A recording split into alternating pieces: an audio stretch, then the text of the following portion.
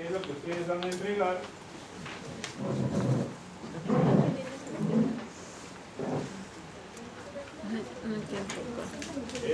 Pongan los nombres de los integrantes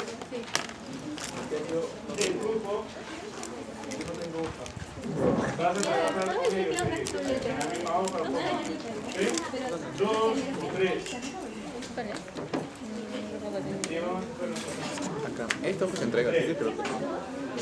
¿Es donde hay, no? Bien, análisis cromosómico. Escuchen. En primer lugar, tenemos que clasificar los cromosomas en función de que uno es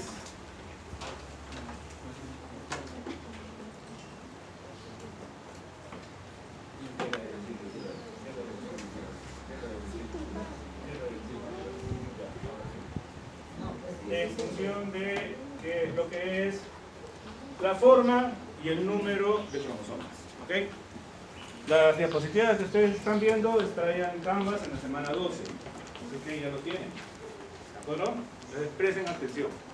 La cuestión acá va a estar relacionada con el hecho de que vamos a tratar de identificar si hay alteraciones cromosómicas numéricas o estructurales.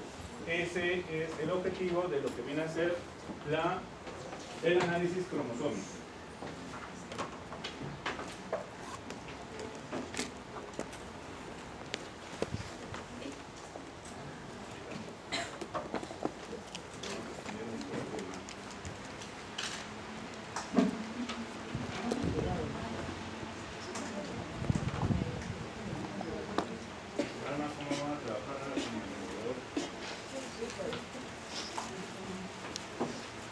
Bien, la forma del cromosoma está relacionada con la llamada constricción primaria. La constricción primaria implica el centrómero, ¿no? Pero también lo llamamos centrómero. El centrómero está dividiendo a la cromátide, que es todo el filamento de cromatina, que se llama cromátide. El centrómero lo divide en dos brazos. ¿Sí? Entonces tenemos brazos. Cromátides hermanas, producto de la replicación, fase S. Después de la fase S, los cromosomas tienen dos cromátidas y así se mantienen hasta la anafase, porque en la anafase las cromátidas se separan. Después de anafase, los cromosomas tienen una sola cromátida. ¿Ok? En función de dónde se encuentra el centrómero, vamos a considerar diversos tipos de cromosomas: egocéntricos, acrocéntricos, metacéntricos, y nos falta uno. Ustedes hicieron también la clase, hicieron también el seminario. Submetacéntrico, ¿no? Muy bien. Y eso es lo que nosotros vamos a ver. Metacéntrico, si es que el centrómero está justo a la mitad del cromosoma. Submetacéntrico, si es que tenemos el centrómero para un lado. Es con los submetacéntricos en donde encuentro dos brazos de longitudes diferentes. Y a partir de ahí, la Sociedad Internacional de Citogenética, que en esa época estaba en París, tomó en cuenta la palabra petit para el brazo pequeño, brazo corto. Y de ahí sale la letra P. ¿Sí? P, brazo corto. Y de ahí, evidentemente, solo ya, sin ningún significado, por inercia mental, si esto se llama P, el otro se llamará Q. ¿Sí? Simplemente es una cuestión de juego de letras. Entonces, brazo Q queda para el brazo largo, el brazo P queda para el brazo corto. Los cromosomas acrocéntricos tienen el centrómero más cerca al borde. Por lo tanto, tenemos un brazo P muy corto y un brazo Q muy largo, en proporción hablando. ¿Sí? Y los telocéntricos no tienen brazo corto, solamente tenían brazo Q. En seres humanos no hay telocéntricos, solo existen meta, submeta y acrocéntricos. Como vemos aquí, entonces, el análisis cromosómico, en primer lugar, va a estar relacionado con obtener células en división celular, en mitosis, y detener la mitosis en metafase. ¿Ok? Para eso utilizamos un reactivo que se llama colchicina.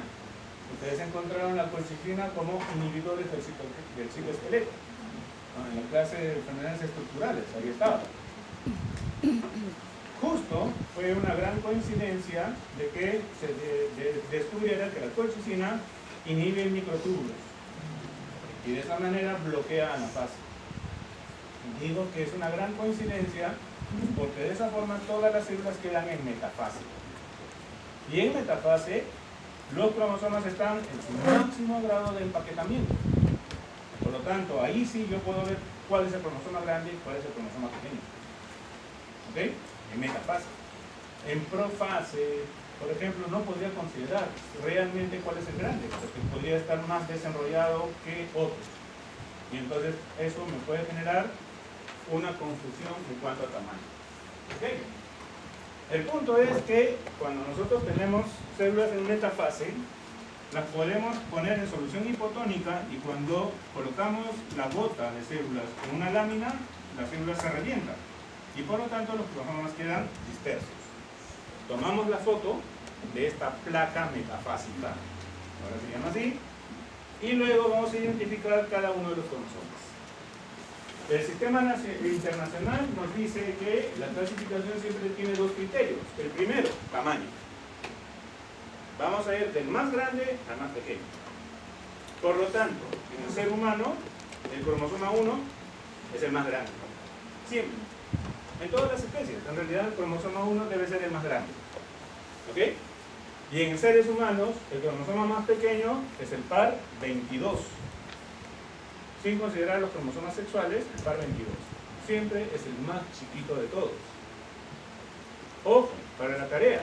Por lo tanto, busco los grandes y los pequeños. Los extremadamente pequeños, los extremadamente grandes. Lo primero que puedo buscar para poder identificar los cromosomas. Okay. Segundo criterio, después del tamaño, la forma del cromosoma. Y siempre en orden. Meta, submeta, acro, en el caso de humano, hasta acrocéntrico. Si fuera cualquier otra especie, heterocéntrico sería el último.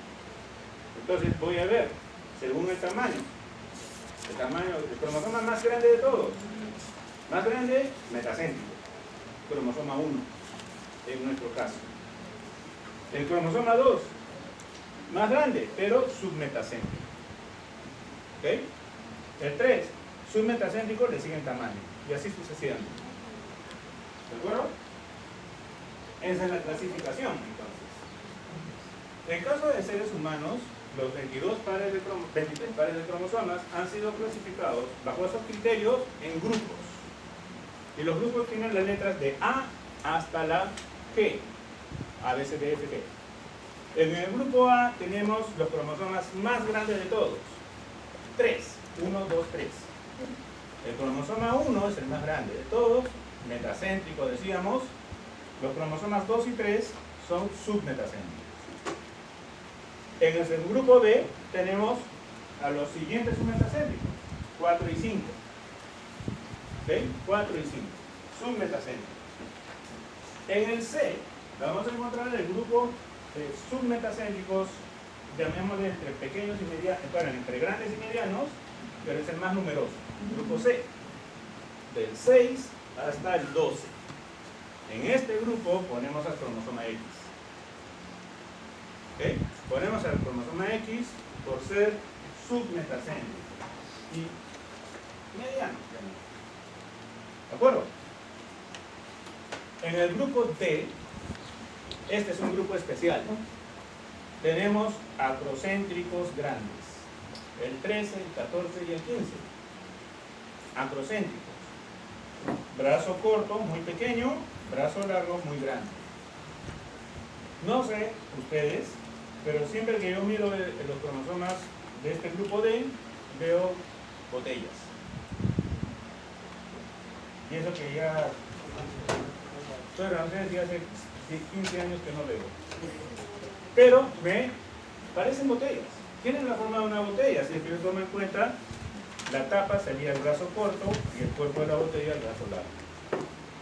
Yo lo tomo así para hacer una imagen mnemotécnica, porque después, en cualquier placa metafásica, voy a buscar cromosomas en botella, en forma de botella. Y yo sé que esos son el 13, el 14 o el 15. Por lo tanto, segundo criterio, ¿no? Ese grupo lo podría también escoger primero para identificarlos. Así el número de cromosomas va disminuyendo. Entonces, ¿ok? 13, 14, 15. El grupo E está constituido por submetacéntricos pequeños. Ahí está el 16, 17 y el 18. El grupo F tiene metacéntricos, pero pequeños. El 19 y el 20. Y el grupo G tiene los dos acrocéntricos más pequeños que hay. También son acrocéntricos y pequeños. Así. En este caso, está también en este grupo el cromosoma Y. ¿Ok? El cromosoma Y. ¿De acuerdo? Entonces también puedo buscar esas pulgas de cromosomas, los más chiquitos de todos, porque yo sé que esos son el 21 y el 22.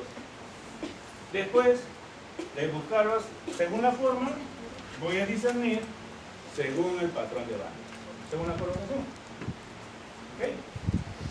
¿Bien? Entonces, el cromosoma 1, el 13, 14, 15, 1, 13, 14, 15, 21, 22, ya van 6 pares de cromosomas que podría identificarlos de inmediato.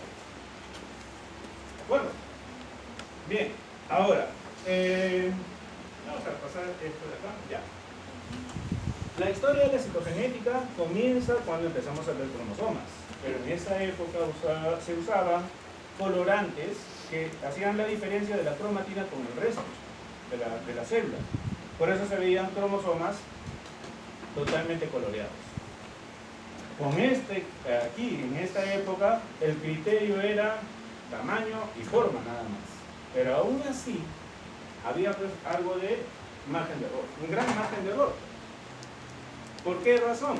Porque luego hemos descubierto que en los cromosomas de los seres humanos, por ejemplo, hay un fenómeno que se llama heteromorfismo. Un heteromorfismo cromosómico que implica que los cromosomas pueden variar de tamaño de persona a persona. Hay algunos grupos de cromosomas que aparentemente deben ser pequeños, pero en uno aparece grande. Por ejemplo, el cromosoma Y. El cromosoma Y, en algunos varones, es más grande que el 21 y el 22. Pero yo lo puedo confundir hasta con el 13, 14 o 15 incluso, que son acrocéntricos grandes. ¿Ok? El tamaño, el heteromorfismo cromosómico es un carácter fenotípico que no tiene ninguna importancia desde el punto de vista genético. Es decir, tener el cromosoma Y más grande o pequeño no tiene ninguna relevancia con respecto al funcionamiento del organismo. Pero es una característica más, ¿no? El como poder doblar la lengua en U o el tener el lóbulo de la oreja separado o pegado. Son rasgos genéticos dentro de la variabilidad. Nada más. ¿Ok? Muy bien. Pero, ya terminando la década del 60 aproximadamente, la citogenética dio un gran salto. ¿Por qué? Porque se diseñaron técnicas de coloración que diferenciaban los cromosomas en función de que aparecían zonas más oscuras y zonas más claras. A esto les llamamos bandas. El hecho de que un colorante pueda pegarse a una zona mucho más que en otra zona está relacionado con el grado de empaquetamiento de la cromatina. Dentro del mismo cromosoma, aun cuando estamos en metafase, hay zonas de la cromatina que están más empaquetadas que otras. Por esa razón entonces pueden aparecer bandas oscuras y bandas claras.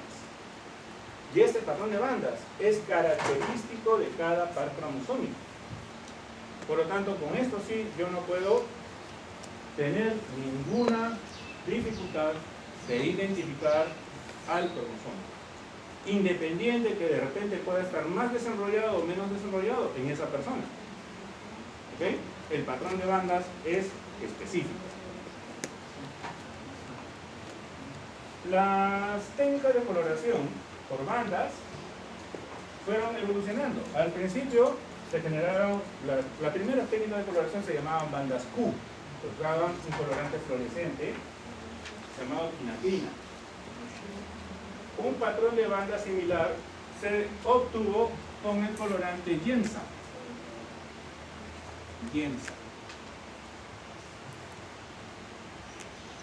Esta coloración, estas bandas, se le llamó bandas G, por el colorante Giemsa. ¿Okay? Pero, ya mucho después, se vio que las bandas G podrían aumentar su diferencia si es que la lámina la tratábamos con tripsina, con la enzima. Tripsina. ¿Ok? Entonces, de ahí vienen las letras GTG. Bandas G usando Giemsa y tripsina. Esta técnica de coloración es la que vemos acá, en la letra B. Y es la técnica de coloración que se utiliza en prácticamente todos los laboratorios clínicos del mundo. A menos que se quiera hacer algunos trabajos especiales. El análisis cromosómico clásico es con bandas GTG. ¿De acuerdo? Es con esta técnica de coloración GTG. Por eso es que ya tanto se ha trabajado con las bandas GTG que se tienen ya imágenes totalmente estilizadas de los cromosomas en donde se puede determinar específicamente el número de bandas y el grosor de cada una de ellas. Esta es una imagen, por ejemplo, de los cromosomas con bandas GTG. Esta figura, el dibujo, lo llamamos ideograma. Ideograma. Este es un ideograma. ¿Okay? Nos sirve como una referencia para poder comparar las fotos de los cromosomas que tenemos y tratar de acercar el patrón de bandas. Lamentablemente las fotos que se utilizan son fotos que están al máximo de ampliación en el microscopio óptico, usando el objetivo 100X, el aceite de inmersión y todo eso. Entonces, y encima, la foto se toma y se tiene que ampliar al máximo. ¿Por qué? Porque en el microscopio cada uno de estos cromosomas está alrededor de 1 a 5 micras de tamaño. Entonces son puntitas. ¿Ok? Entonces se toma la foto, se amplía al máximo, se pierde de resolución. Por eso que veíamos las fotos medio borrosas.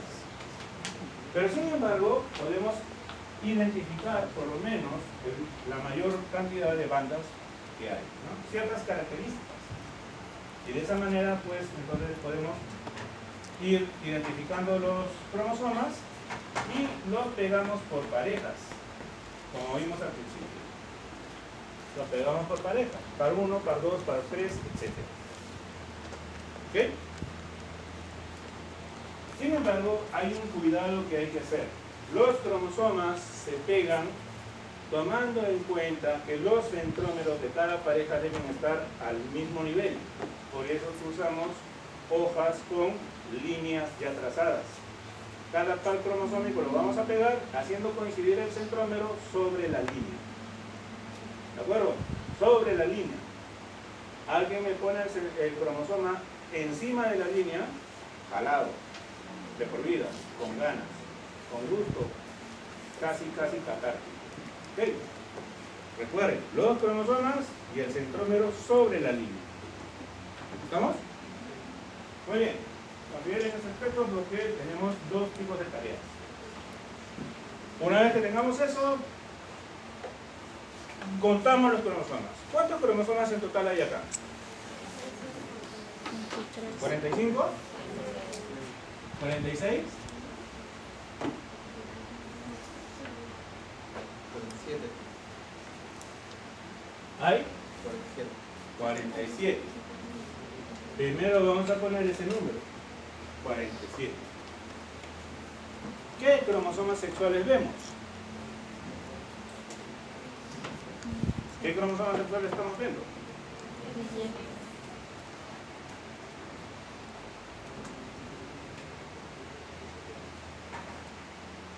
El X y el Y. Es un varón. 47, ¿es normal? No. No es normal. Entonces, tenemos que considerar qué anomalía es. Si hubiera sido el de un varón normal, quedaría 46XY, punto. Pero aquí hay una alteración, ¿cierto? Entonces tengo que reportar esa alteración. Ya tenemos nomenclatura para las diferentes alteraciones cromosómicas. ¿Okay? Usamos la palabra del, si es que hay lesión, y para isocromosoma, etc.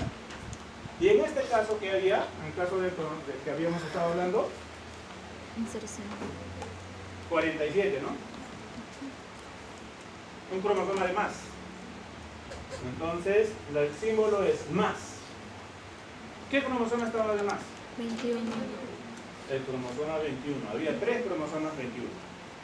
Más 21. Esa es la anomalía. ¿Ok? Cuando yo hago esta fórmula me representa al cariotipo.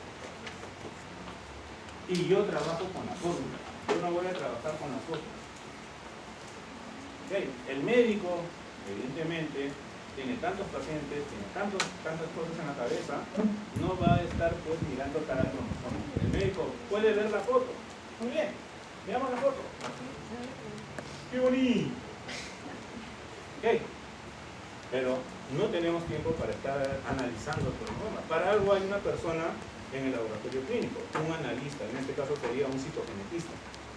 Esa persona es la que va a analizar todo esto y va a llegar a esa conclusión.